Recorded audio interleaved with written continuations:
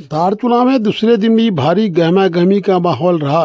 व्यापार संघ के आदेश के अनुसार सारे व्यापार संघ के लोगों ने अपनी अपनी दुकानें विरोध में बंद रखी और धारचूला के तहसील का घेराव किया। व्यापार संघ अध्यक्ष भूपेंद्र थापा ने उप जिलाधिकारी धारचूला से जल्द ही गिरफ्तारी करने की मांग की। उन्होंने कहा कि भारी व्यक्ति को चिन्हित करने की जो मांग लगातार उठ रही है वो भी कहीं न कहीं प्रशासन के साथ मिलकर चिन्हीकरण का कार्य भी किया जाए, जिससे कि समय समय पर जो क्षेत्र में घटनाएं घट रही हैं उन पर अंकुश लगाया जा सके। जो लेबर मिस्त्री जो बिहार के है, उधर के है, जो नेपाल में रह रहे हैं, उनका भी सर कोई पंजीकरण होना चाहिए तभी तो है।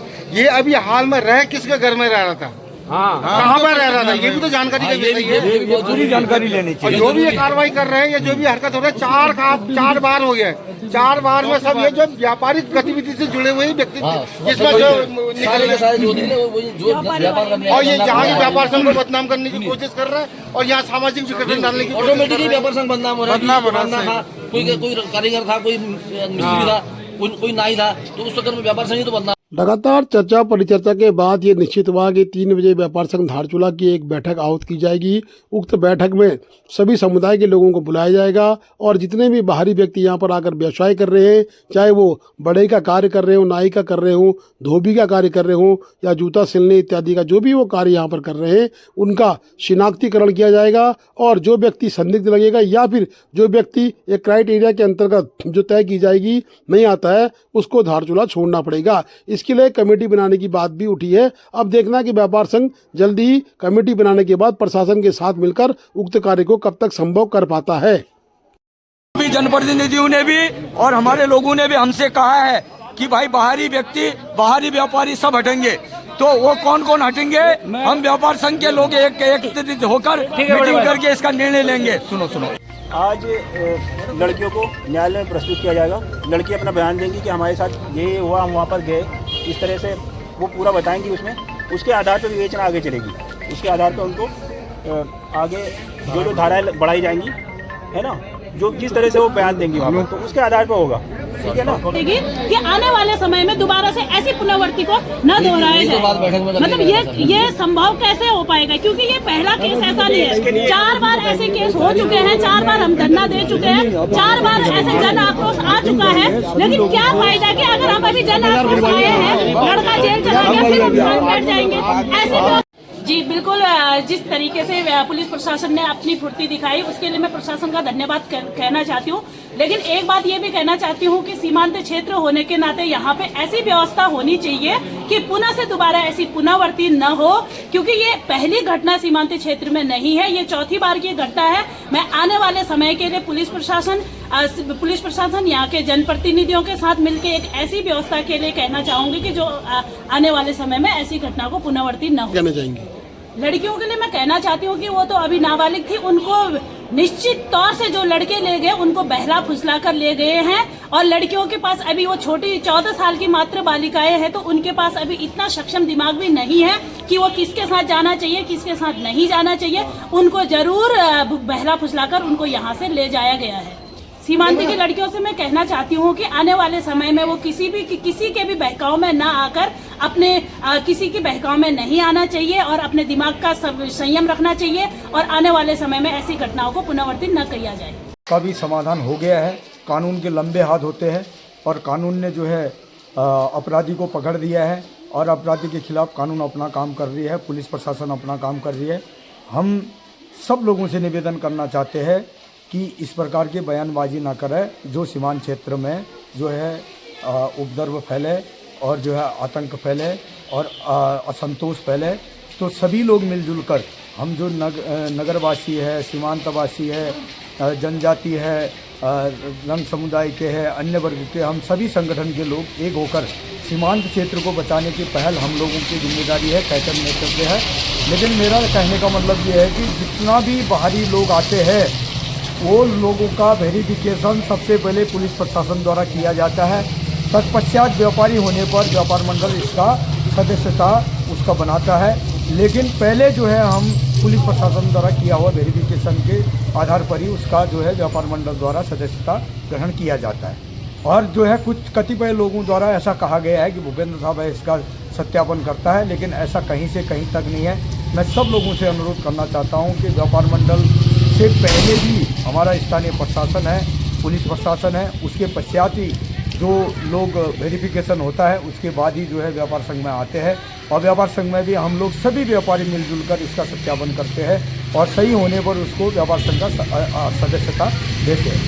धन्यवाद। सामान लेना होता है, सुचारू रूप से व्यापार का संचालन शुरू करें और आगे इस पर जरूर हम बैठ के विचार विमर्श करेंगे क्या हम कर सकते हैं कि भविष्य में इस तरह की घटनाएं बिल्कुल बोलने दो ना। इस मुद्दे की गंभीरता हम सभी समझते हैं, पुलिस प्रशासन सब समझते हैं और इस पे पूरा प्रयास किया जाएगा कि यहाँ पे इस तरह की घटनाएं ना हो, रोजगार भी लोगों का चलता रहे, क्षेत्र में अमन चैन शांति भी व्यवस्था बनी रहे, सीमांत क्षेत्र की सुरक्षा बनी रहे। इन सब चीज़ों पर विचार करेंगे। जल्द ही 1-2 दिन में मैं बैठक बुलाऊंगा। धन्यवाद।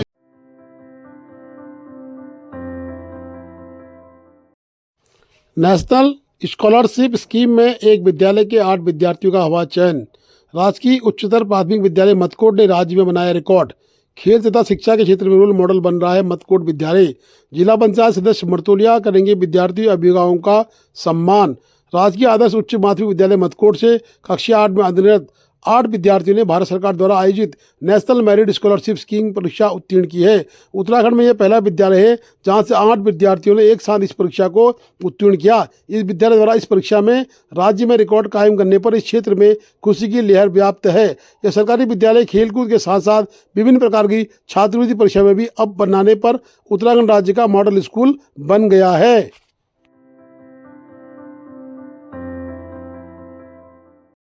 डीएम पिथौरागढ़ के सोमवार को फसल वित्तमान निर्धारण हेतु जिला स्तरीय तकनीकी समिति की कलेक्ट्रेट में बैठक लेते जनपद में फसलों की अनुमानित कीमत और अनुमानित उत्पादन के आधार पर उसका मूल्य वित्तमान निर्धारण की विस्तृत जानकारी लेते हुए संबंधित अधिकारी को आवश्यक दिशा निर्देश दिए।